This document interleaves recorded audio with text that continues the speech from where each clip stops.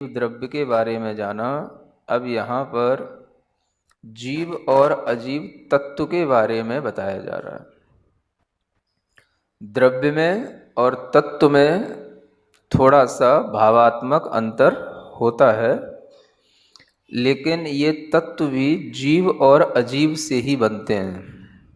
इसलिए जीव और अजीव के ही ये विशेष रूप हो गए, मतलब विशेष स्पेसिफिक प्रोडक्ट हो गए जीव और अजीव के। वैसे द्रव्य के रूप में जब देखा जाता है किसी भी द्रव्य को, तो द्रव्य का मतलब होता है उसको एक तरह से उसके गुणों के साथ जानना। द्रव्य को मतलब देखने का मतलब क्या होता है, उसको उसकी जो वर्च्यूज होते हैं उनके साथ उसको समझना। द्रव्य कहने से गुणों की ओर दृष्टि जाती है। द्रव्य का मतलब जो ऐसे गुणों को धारण करे वो द्रव्य होता है। तो सभी द्रव्यों के आपको देखा जाए तो अलग अलग गुण ही बताए हैं। जीव के गुण कर्ता, भोक्ता, स्वदेह परिमाण इत्यादि। अजीव के गुण वंड रस पंच गंधा दो फासा ठ, है ना। ये वस्तुतः आया तो जीव अधिकार में था, लेकिन ये सब किसके गुण हैं, किसके गुण है? ये पुद्गल के गुण हैं। किसके गुण हैं ये? समझ आ रहा? अजीव के गुण नहीं है, ये किसके गुण है? पुद्गल के गुण है। अब संभल के बोला करो, तुम लोग पढ़ लिख गए हो। ये किसके गुण हो गए? पुद्गल के। फिर गति हेतु, ये किसका गुण है? गति में हेतु होना माने कारण बनना, सहायक होना, ये किसका गुण है? धर्म द्रव्य का। स्थिति में हेतु, ये अधर्म द्रव्य का गुण हो गया। अवकाश देने का हेतु, आकाश की अपनी एक स्पेसिफिक क्वालिटी हो गई, ये उसका अपना विशेष गुण हो गया। तो उस गुण से ही वो द्रव्य जाना जा रहा है। हम ये सब क्यों बता रहे हैं? द्रव्य जो होते हैं वो उसके गुणों से जाने जाते हैं। काल है तो परिवर्तन, टू चेंज, ये उसका अपने आप में एक गुण है जिसके माध्यम से काल द्रव्य जाना जाता है। तत्व में क्या होता है? तत्व माने होता है उसका भाव। क्या होता है?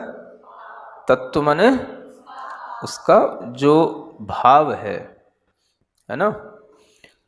एक तरीके से जो जीव के अनेक गुणों की ओर दृष्टि न रख करके केवल जीवात्मक जो परिणति है, जीव का जो भाव है, उसका जो परिणाम है, उसकी ओर जब दृष्टि जाती है तो वो तत्व के रूप में कहा जाता है।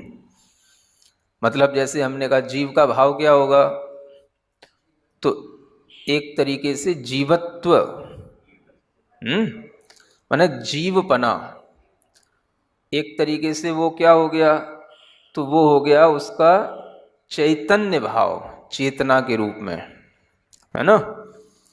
और जब हमने पुद्गल कहा तो एक तरीके से उसमें जो भाव आया पुद्गल का, वो क्या हो गया, मतलब जिसमें कोई जीवन नहीं है, जड़पना जिसको बोला जाता है, जड़ है वो। ये उसका भाव कहलाएगा। तो जब तत्व की बात की जाती है तो थोड़ी दृष्टि कहाँ जाती है? भावों की ओर, गुणों की ओर नहीं। गुण तो स्पर्श रस गंध आदि होंगे पुद्गल के, उस पर दृष्टि नहीं जाएगी। क्या जाएगी? पुद्गल माने जड़ है, मतलब इसके अंदर कोई सेंस नहीं है, नॉन सेंसियंस मैटर, है ना। नॉन सेंस नहीं, नॉन सेंसियंट मैटर, है ना। तो जिसमें कोई भी मतलब सेंस का मतलब होता है संवेदना, ज्ञान, अनुभव, वो उसके अंदर नहीं होता है ना। चेतना जिसको बोलते हैं, तो ये कहलाती है भावात्मक परिणति। इसको समझो, बहुत से लोग द्रव्य और तत्व में अंतर नहीं समझ पाते हैं। तो द्रव्य को कहने से हम क्या समझ रहे हैं, उसके हम गुणों की ओर दृष्टि डालते हैं, और तत्व कहने से उसका भाव देखते हैं, है ना। तो जीव का भाव क्या हो गया, जीवत्व का मतलब जीने वाला, संवेदन करने वाला, चेतना, ये उसका भाव हो गया। पुद्गल का भाव क्या हो गया, जड़पना, जिसमें जीवत्व नहीं है, अजीव रूप है। समझ आ रहा है, ये उसके भाव की ओर चले गए। तो अब यहाँ पर जो जीव और अजीव के बारे में हमने द्रव्य के रूप में समझा था, उसी को अब थोड़ा सा जब हम विशेष रूप से व्याख्यायित करेंगे, तो वह भाव के रूप में ये उनके संयोग को यहाँ दिखाया जाएगा। मतलब ये जो ऊपर 7 तत्व लिखे हुए हैं और पुण्य पाप लिखे हुए हैं, ये सब क्या हैं, ये जीव और अजीव दोनों के संबंध और संयोग से ही जो कुछ भी विशेषताएं आ रही हैं उनके नाम है ना। अभी तक तो सब कैसे बताया था, जीव ये होता है, पुद्गल ये होता है, धर्म ये, अधर्म इत्यादि, है ना। अब जीव में और पुद्गल को ही हम यहाँ पर अजीव लेकर के चल रहे हैं। तो जीव और अजीव के विशेष से, और अजीव में भी हम यहाँ पर जो विशेष ले रहे हैं वो अजीव में, पुद्गल में भी जो कर्म पुद्गल हैं उनका ग्रहण किया जाएगा। पुद्गल में किसका, कर्म पुद्गलों का, है ना। कर्म भी क्या होते हैं, पुद्गल होते हैं, पौद्गलिक द्रव्य है। तो यहाँ पर उन जीव और कर्म रूप जो पौद्गलिक अजीव द्रव्य है, उनके संबंध से ये सब चीजें बनती हैं जो ऊपर लिखी हैं, आश्रम, बंध, संवर, निर्जरा, मोक्ष, पुण्य, पाप। ठीक है ना। इनको तेवी माने ये भी समासेण पवढ़ामो, इनको हम जो है, समास का मतलब होता है एक संक्षेप से हम इन्हें कहेंगे। क्या समझ आया, हाँ, मतलब इन सब का वर्णन भी हम संक्षेप को मतलब क्या बोलते हैं, in short, briefly, we will describe them briefly. ये संक्षेप से कहला हुआ, ठीक है। तो किन किन को कहना है, और ये जो चीजें बनी है वो सब किससे मिलकर के बन गई, बस जीव और अजीव के ही द्वारा सब बन रहा है। और अजीव में भी पुद्गल और पुद्गल में भी कर्म पुद्गल। समझ आ रहा है, अजीव में भी, बाकी सब अजीवों को छोड़ दिया, केवल कौन सा, और पुद्गल में भी बहुत सारा पुद्गल है, शरीर का पुद्गल, ये बाहर फैला हुआ पुद्गल, ये कुछ नहीं, कर्म पुद्गल। तो उस पुद्गल रूप अजीव और जो जीवात्मा है, इन दोनों के कॉम्बिनेशन से क्या क्या हो जाता है वो यहां बताया जा रहा है। ठीक बात। तो सबसे पहले क्या होगा, जीव और अजीव, जब दोनों जीव और कर्म दोनों मिल गए तो क्या होता है, कर्म जीव में आते रहते हैं, है ना। क्या होता रहता है, हाँ, कर्म का फ्लो जो है वो जीव में बना रहता है। आश्रव का मतलब होता है इनफ्लो, है ना, इनफ्लो ऑफ कर्माज, हाँ, इन सोल। जो आत्मा है उसमें कर्मों का आना, आने का मतलब भी ऐसा नहीं कि कोई बाहर से आते हैं, जहां आत्मा होती है वहीं पर कर्म ऑलरेडी, वहीं पर वो हाँ प्रेजेंट रहते हैं। समझ आ रहा है, जैसे ही हम भाव करते हैं और वो उनका फ्लो अपनी आत्मा में हो जाता है, तो वो फ्लो का नाम आश्रव है। समझ आया,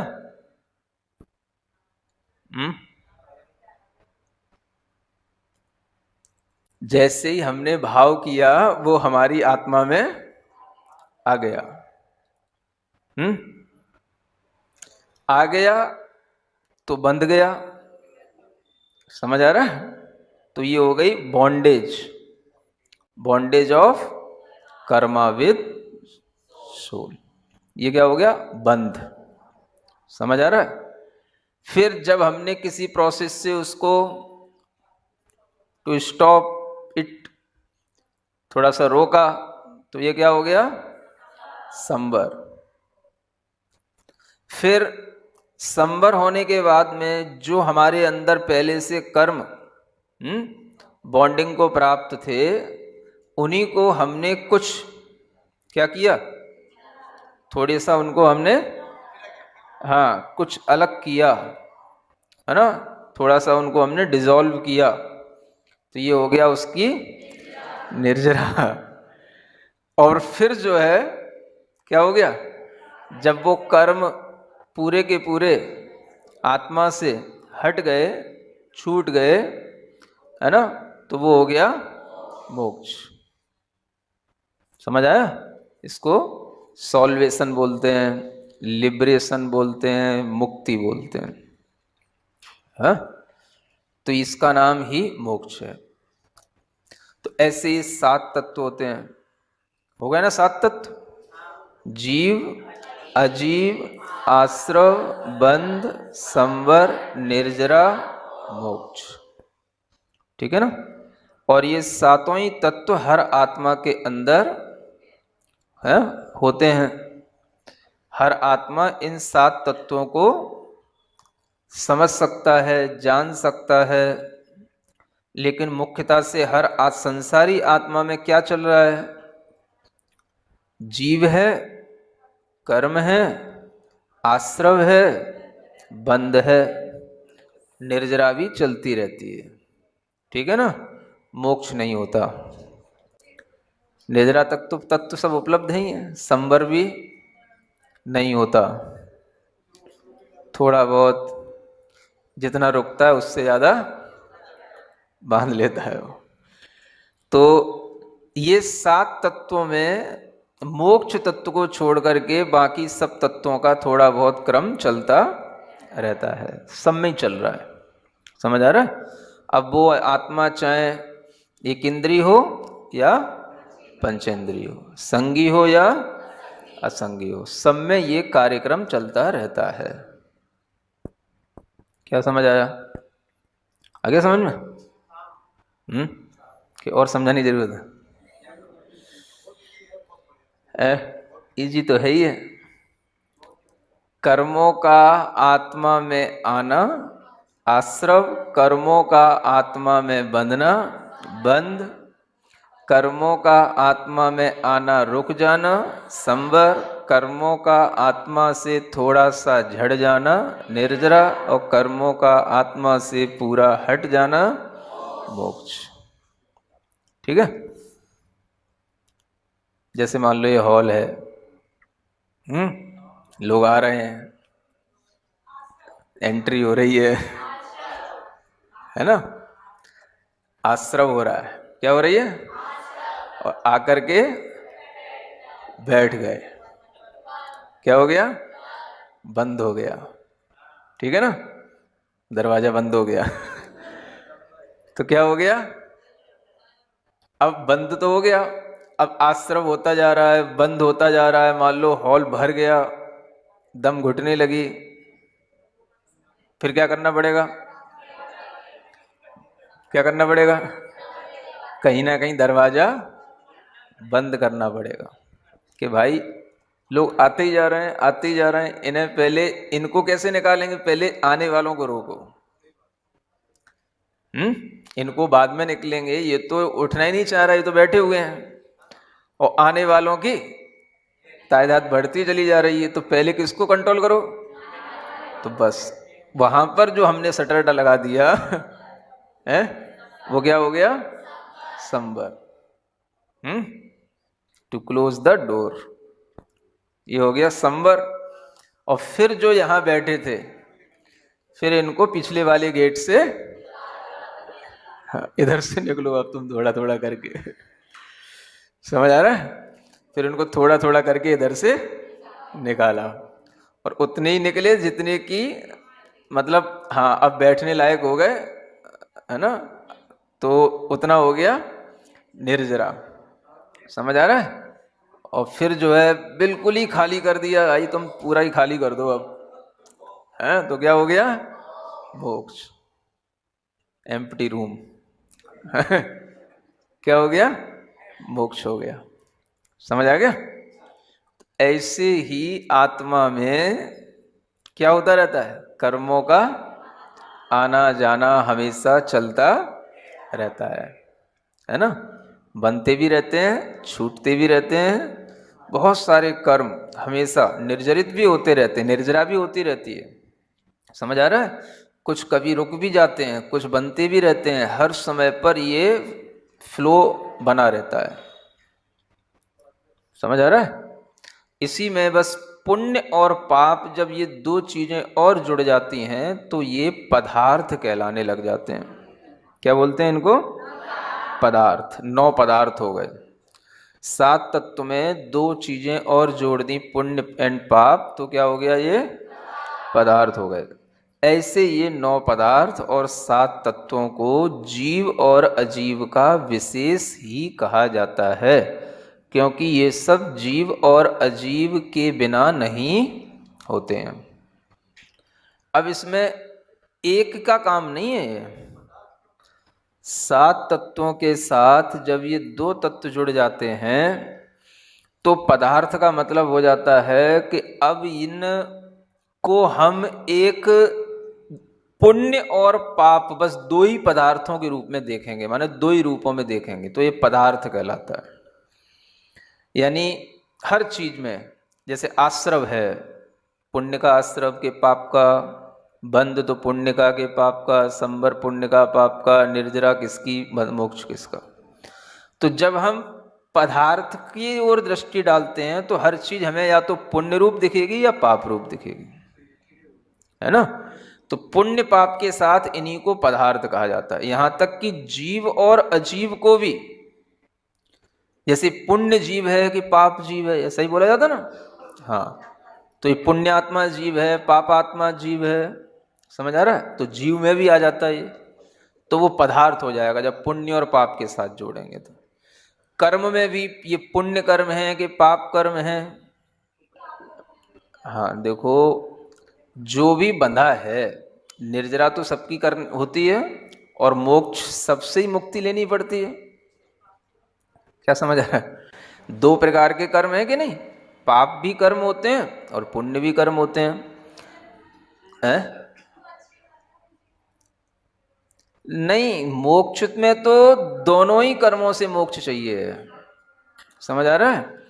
पाप से भी मुक्ति और पुण्य से भी मुक्ति, क्योंकि कर्म तो एक दूसरा पदार्थ है ना, वो जब तक आपके साथ रहेगा तब तक वो अपना काम आपसे करवाता रहेगा। समझ आ रहा है?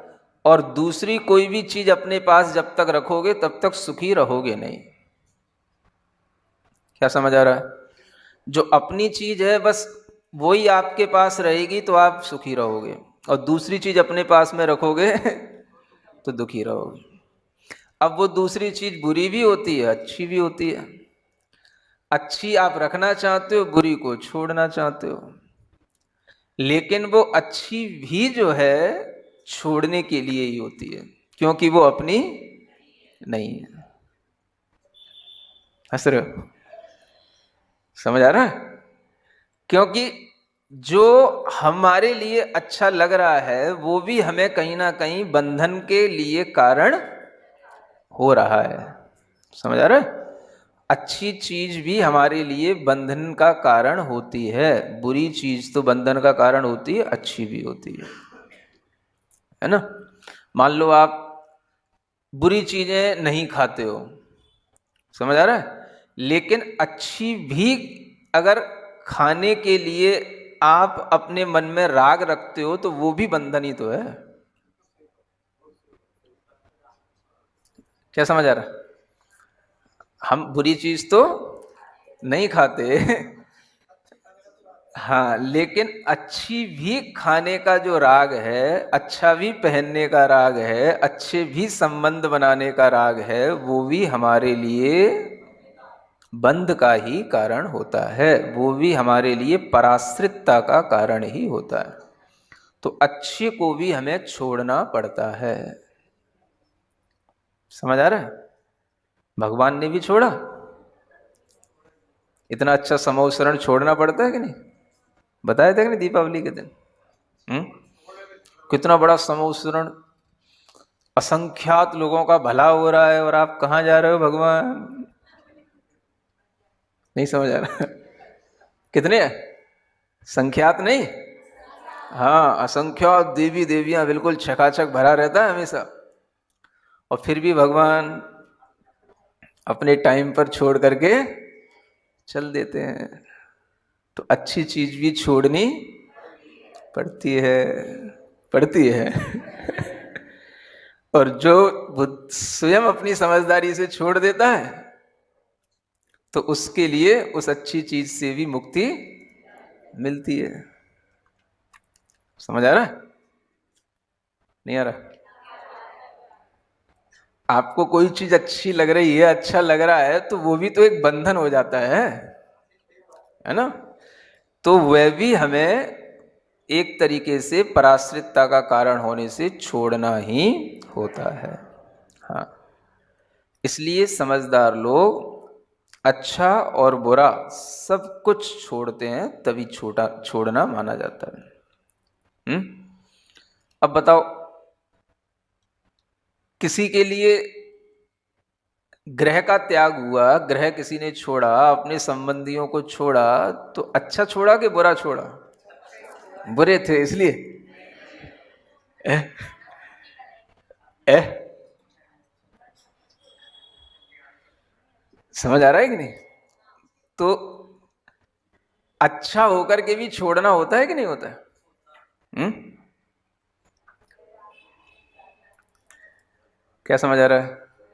अच्छी चीजें आप भी छोड़ते हो कि नहीं छोड़ते हो? मान लो कोई भी चीज है, अच्छी है, खाने पीने में अच्छी है, फिर भी उनका त्याग किया जाता है कि नहीं किया जाता है? हाँ, हैं? लड़कियां घर छोड़ करके जाती हैं।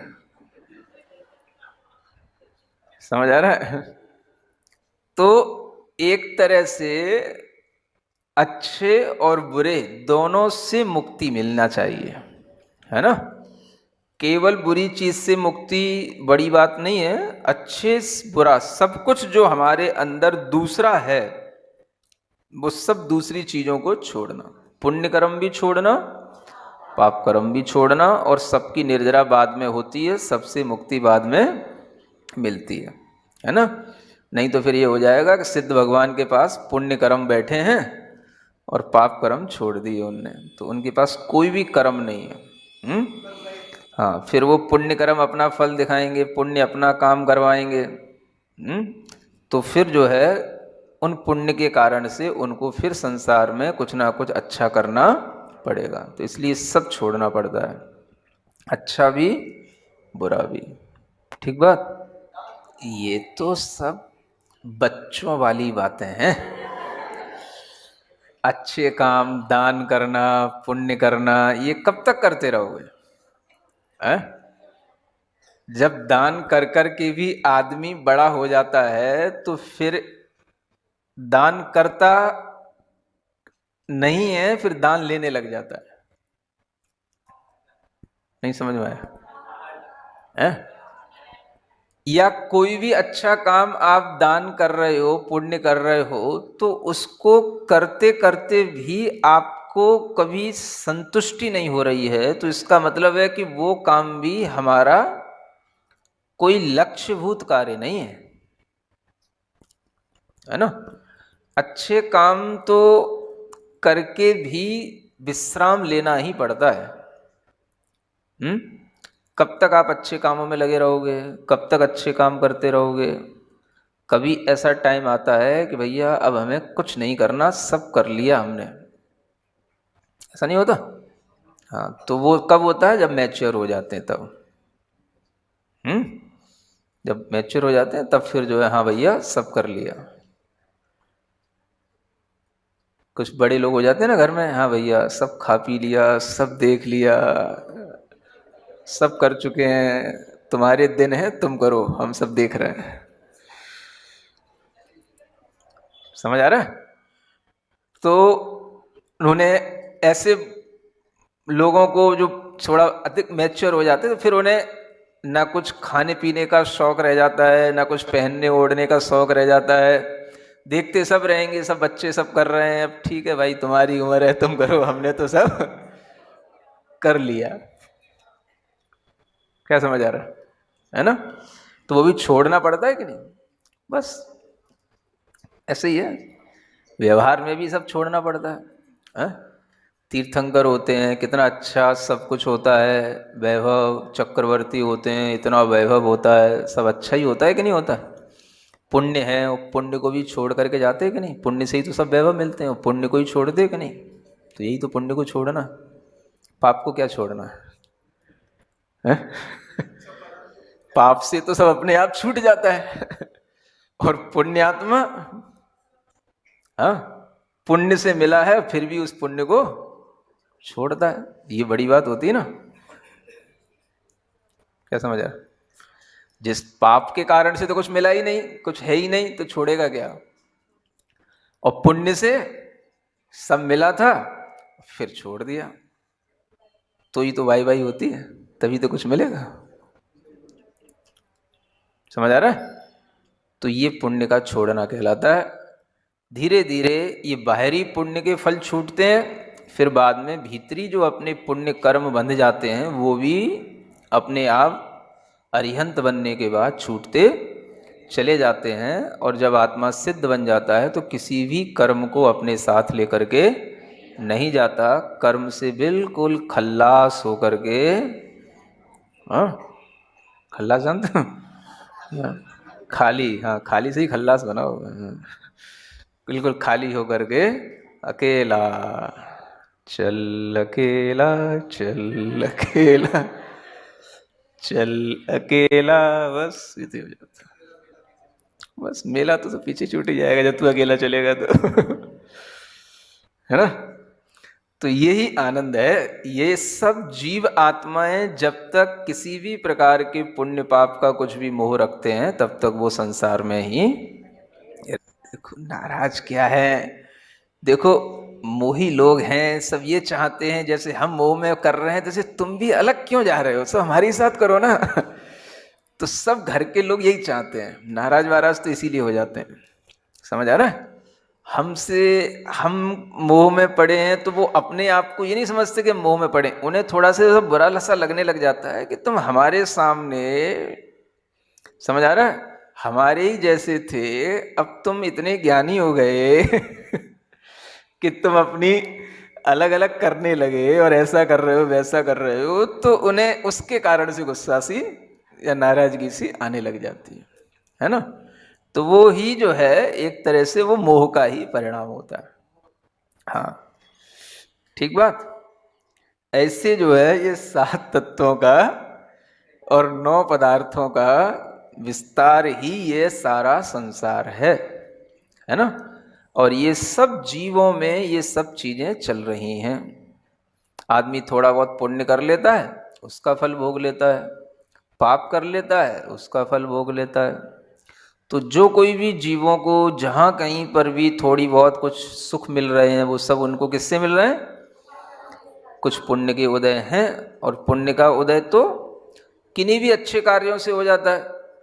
चलते फिरते किसी की सहायता कर दी, किसी का भला कर दिया, अच्छा विचार कर लिया, थोड़ा सा किसी के लिए कुछ दे दिया, है ना, कुछ किसी के लिए छूट दे दी, कुछ कर लिया, हो जाता है पुण्य, तो इसी में हो जाता है।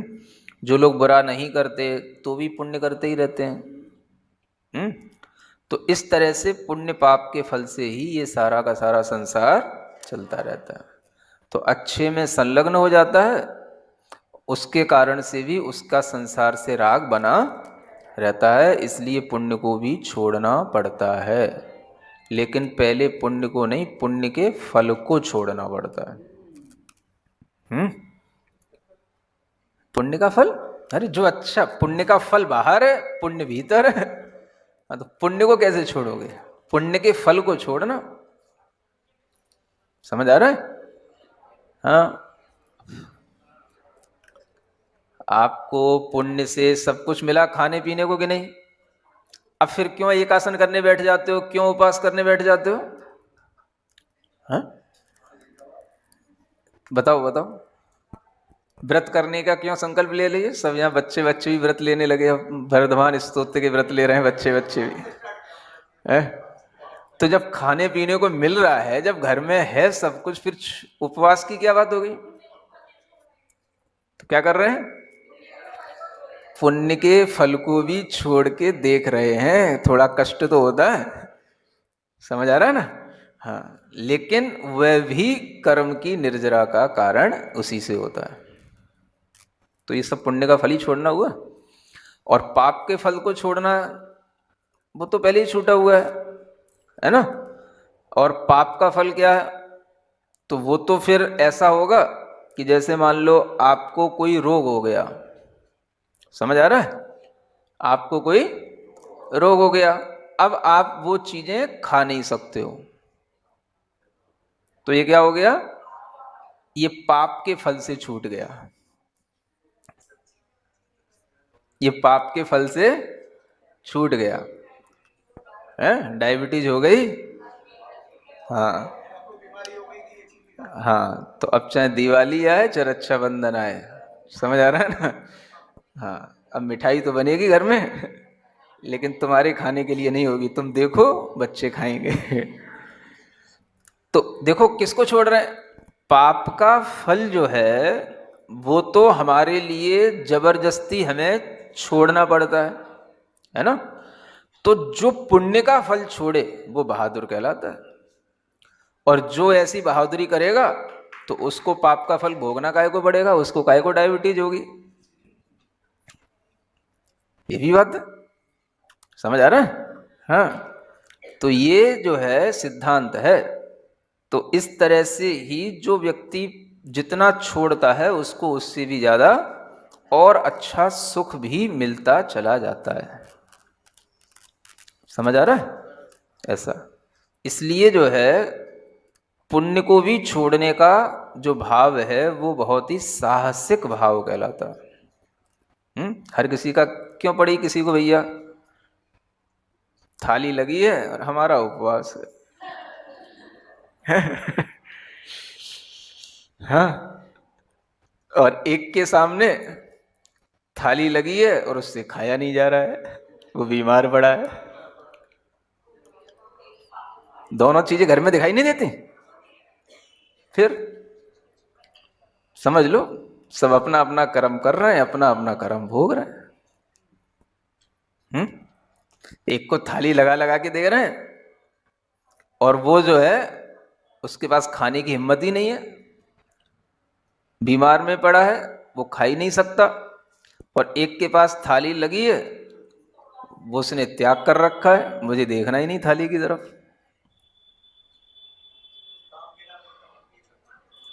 आ गया समझ में?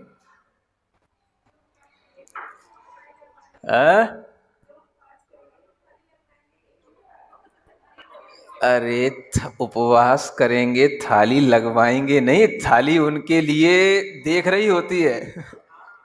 समझ आ रहा है? लेकिन वो थाली की तरफ नहीं देख रहे होते हैं। ऐसा कहने का मतलब, पढ़े लिखे लोग हो तुम लोग भी, मजे लेते रहते हो इसका मतलब है। तो ऐसे ये सब कुछ संसार में यही चल तो है, सब पुण्य पाप का खेल। जिसको जितना पुण्य है तो वो उसको, अगर जिसको ये नॉलेज नहीं होती है तो पुण्य को ही भोगने में मस्त रहता है। तो पुण्य को भोगने से भी जो है उसको पाप का बंध होता रहता है।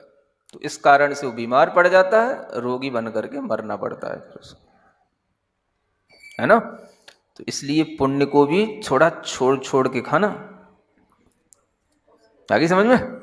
हाँ, बच्चों के लिए बहुत प्रश्न आता है ना, जब सब कुछ मिला है तो हम क्यों छोड़ें, क्या धर्म बना रखा है, ये छोड़ो, ये नहीं करो, वो नहीं करो। तो उसका लॉजिक ये है ना, मिलते हुए भी जिसको मिलेगा वही तो छोड़ेगा, जिसको मिला ही नहीं तो वो क्या छोड़ेगा, है?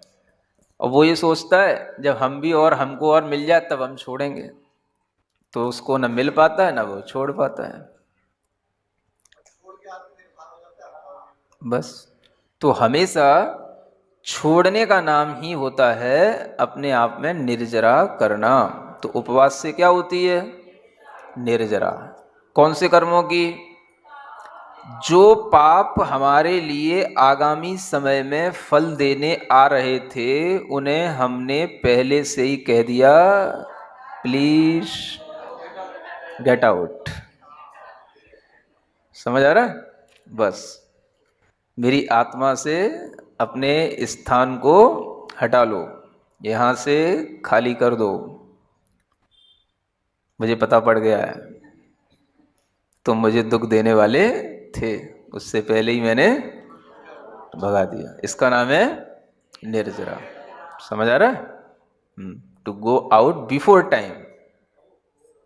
हमेशा निर्जरा जो होती है वो टाइम वाले कर्मों की नहीं होती है, बिफोर टाइम होती है निर्जरा। मतलब जो आता हमारे लिए 2 साल बाद, 10 साल बाद, उसको मैंने पहले से ही खींच के बाहर फेंक दिया, उसका नाम है निर्जरा। हाँ,